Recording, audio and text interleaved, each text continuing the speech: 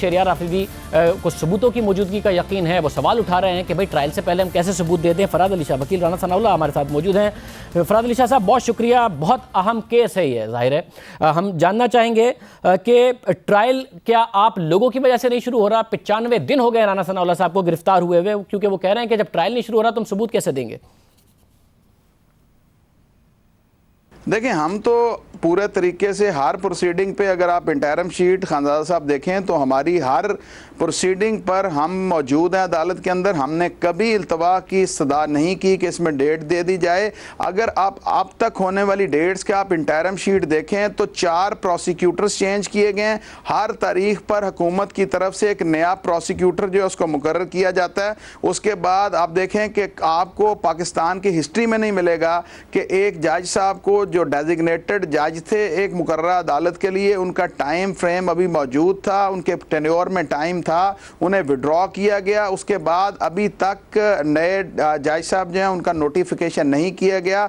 और ये अदालत में बताता चलूँ कि ANF की अदालत में बेशुमार केसेस हैं जो सिर्फ और सिर्फ वेकेंट होने की वजह से, वहाँ पे जज साहब के ना आने की वजह से प्रोसीड नहीं हो रहा। और जो ड्यूटी जज साहब हैं वो भी सिर्फ और सिर्फ अर्जेंट नेचर की जो हमारी प्रोसीडिंग्स हैं उसको प्रोसीड विद कर सकते हैं, जैसे उन्होंने बेल पिटिशंस का फैसला किया। इसी तरह ये एप्लीकेशन जो हमारी थी सेफ सिटी के हवाले से, क्योंकि डाटा जो है उसके ज़ाया होने का एहतमाल था, इन दी लार्जर इंटरेस्ट ऑफ जस्टिस उन्होंने वो हमारी ना सिर्फ एप्लीकेशन पर पूरे तरीके से समाअत की और उसके बाद उन्होंने वो हमारी एप्लीकेशन अलाउ की। और अलाउ करने के बाद सेफ सिटी को वो ना सिर्फ रिकॉर्ड जो था उसको फ्रीज करने का और उस रिकॉर्ड की copy along with the report जो है अदालत में सबमिट करने का हुक्म सादर किया। तो फिर अभी तक चार्ज फ्रेम क्यों नहीं हो सका है? जब सारे सबूत मौजूद थे, जैसा कि दावा किया गया राना सनाउल्लाह के खिलाफ, उसमें क्या रुकावट है? देखिए, राना साहब बिहाइंड दी बार हैं, उनको हर तारीख पर अदालत में पेश किया जा रहा है। उनके जो लॉयर्स हैं वो हर तारीख पर आ रहे हैं। अब चार्ज जो फ्रेम करना है वो तो कोर्ट ने करना है, और चार्ज फ्रेम करने के लिए वहाँ पे ड्यूटी जज जो है वो उनको अथॉरिटी नहीं है। वहाँ पे कोर्ट जो है उनका नोटिफिकेशन होना है तो उसके बाद चार्ज फ्रेम होना है और बाकी जो एविडेंस है वो, लेकिन जो एविडेंस जिस पे प्रोसिक्यूशन रिलाई करना चाहती है उसकी कॉपीज आज प्रोवाइड की जानी है 265C के तहत, और वही कॉपीज जो प्रोवाइड की जा रही है। और अब जो सब्सिक्वेंट इन्होंने चलान दिया है, मासवाए उसमें इस बात के कि जी जो राना साहब का डाला प्रोटोकॉल कर रहा था, वीगो डाला, उसकी इन्होंने बहुत बड़ी खोज लगाई है कि जी वो राना साहब के दामाद के नाम है और उन्होंने A-B-C से ख़रीदा था, फलां तारीख को ख़रीदा था और वो उनके नाम है। तो इसका सब्सिक्वेंट उन्होंने चलान दिया। लेकिन जो शहरियार आफरीदी साहब की तरफ से दावे किए गए थे, जो पहली प्रेस कॉन्फ्रेंस की गई थी, जो असम्बली फ्लोर पे कहा गया था कि जी हमारे पास सर्विलेंस की भी वीडियो है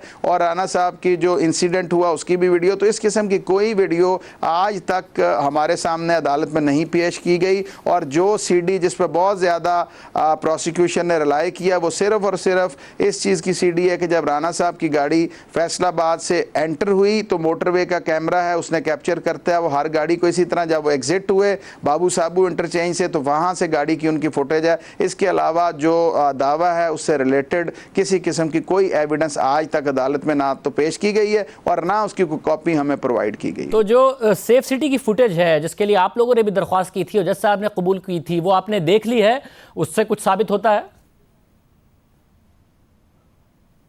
राना साहब की first plea from the very first day चल रही है कि this is a case of political victimisation. और अब जो फुटेज आई है मैं आपके इस प्रोग्राम से बताता चलूं कि 9 तारीख को आपके सामने फैक्ट्स आ जाएंगे कि जो फुटेज आई है, जो सेफ सिटी के कैमराज ने पूरे तरीके से कैप्चर की है, वो राना साहब के मौक़िफ़ को पूरे तरीके से सपोर्ट करती है। ANF का क्लेम ये है कि राना साहब 3:25 पे उनको रोका और उसके बाद ANF का क्लेम ये है कि उन्होंने 45 मिनट्स की प्रोसीडिंग की है यहाँ पर बाबू साबू इंटरचेंज के पास। और जो फुटेज निकली है मैं बताता चलूँ आपके इस प्रोग्राम से कि राना साहब का पहली गाड़ी का जो कैप्चर किया गया है वो कैनाल व्यू के ऊपर कैमरा लगा हुआ है 3:35 पर, मतलब वो 3:25 पे एग्जिट हुए मोटरवे से और 10 मिनट के अंदर वो कैनाल व्यू पंजाब यूनिवर्सिटी के पास थे। सेकंड उनको कैप्चर किया गया है वो आप देखें फिरदौस मार्केट 3:48 पर। तो अगर वो इनको राना साहब की बात कैमरास के कैप्चर वीडियो जो है वो सपोर्ट कर रही है कि ये तो कहते हैं कि हम बाबू साहब पर 45 मिनट्स की प्रोसीडिंग करते रहे, अगर ये 45 मिनट्स की प्रोसीडिंग कर रहे थे तो इनको तो फिर 4:15 बजे के बाद इन कैमरास पे कैप्चर होना चाहिए, जो ये 3:35 पे हो रहे हैं। तो राना साहब की जो डिफेंस प्ली थी कि मुझे ना सिर्फ गन पॉइंट पर अगवा किया गया और मुझे वहां से विद इन फ्यू मिनट्स पूरी स्पीड पर आरडी के ऑफिस ले जाया गया और वहां पे हेरवन जाके जो प्लांट कर दी गई। तो ये राना साहब का मौकफ जो है इस मॉडर्न जो इक्विपमेंट से कैप्चर की गई एविडेंस है उसके मुताबिक अब वो प्रूव हो रहा है। अच्छा, मुझे ये बताइएगा कि अब तक जो चालान है या फिर अब तक जो कुछ अदालत में मामलात हुए हैं उसमें ये बात रखी गई है, जो मिनिस्टर साहब भी कहते हैं 3 हफ्ते तक मॉनिटरिंग हुई, उसके सबूत हैं और एविडेंस मौजूद है, या फिर एक लीड मिली, गिरफ्तारियां हुई उनसे, ये इस किस्म का कि कौन फैसलाबाद से गिरफ्तार हुआ, ये सब चीज़ें जो कुछ आपको दिया गया है अब तक एएनएफ की तरफ से उसमें मौजूद हैं कि ये चीज़ें एएनएफ के पास बतौर सबूत राना सनाउल्लाह के खिलाफ मौजूद हैं?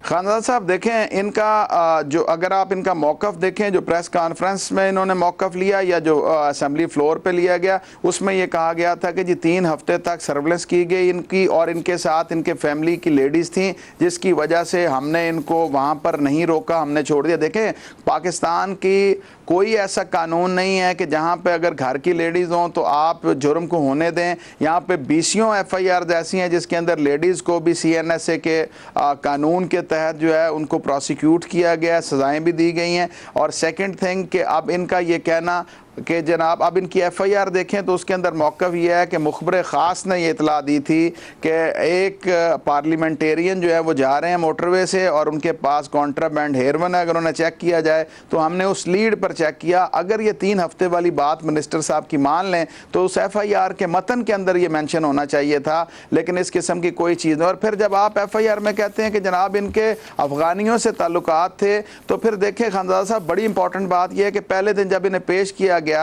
अदालत के अंदर तो उनका रिमांड सीक नहीं किया गया और उनको कहा गया कि इनको जुडिशियल कर दें। अगर आपने एक नेटवर्क पकड़ना है तो फिर आपको इन्वेस्टिगेशन करने के लिए प्रॉपर टाइम चाहिए होता है, आपको कस्टडी चाहिए होती है एक्यूज्ड की, तो आपने जुडिशियल करवा दिया। उसके बाद स्पेशल इन्वेस्टिगेशन टीम बनाई गई जिन्होंने अब सब्सिक्वेंट चालान सबमिट किया, उसके अंदर भी किसी किस्म का कोई ऐसा एविडेंस नहीं है जो राना साहब को लिंक करता हो किसी फॉरेन के ऐसे लोगों के साथ, ऐसे ग्रोह के साथ जो हेरोइन को या कॉन्ट्राबैंड बाकी जो आपके ड्रग्स हैं उसकी ट्रांसपोर्ट के हवाले से राना साहब का कोई लिंक, इस किस्म की कोई एविडेंस आज तक सफ़ा मिसल पे नहीं आई, ना ही चालान, दोनों चालान जो है उनके साथ।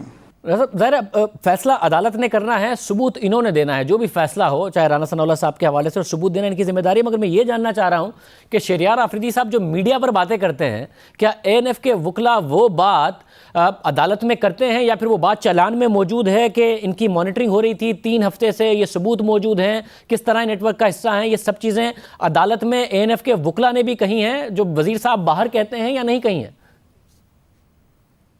खादादा साहब देखें, प्रोसिक्यूटर ने मिनिस्टर साहब के मुताबिक नहीं चलना, इवन अदरवाइज़ के प्रोसिक्यूटर इनके एक राना काशिफ अरफा साहब हैं, उन्होंने जब मैं आर्गूमेंट कर रहा था बेल पिटिशंस पर तो मैंने अपने आर्गूमेंट में कहा कि ये पॉलिटिकल विक्टिमाइजेशन का केस है और जो ये असेंबली फ्लोर पर इनके मिनिस्टर दावा कर रहे हैं और जो अपनी इन्होंने प्रेस कॉन्फ्रेंसेस में दावे किए हैं DG ANF को साथ बिठा के, उससे रिलेटेड कोई चीज़ चालान के साथ नहीं है। तो उन्होंने एक दफ़ा वहाँ पर ओपन कोर्ट में कहा कि हमारा मिनिस्टर से कोई लेना देना नहीं है, मिनिस्टर जो कह रहे हैं वो अपने बिहाफ पे कह रहे हैं, इस केस से उनका कोई ताल्लुक नहीं है।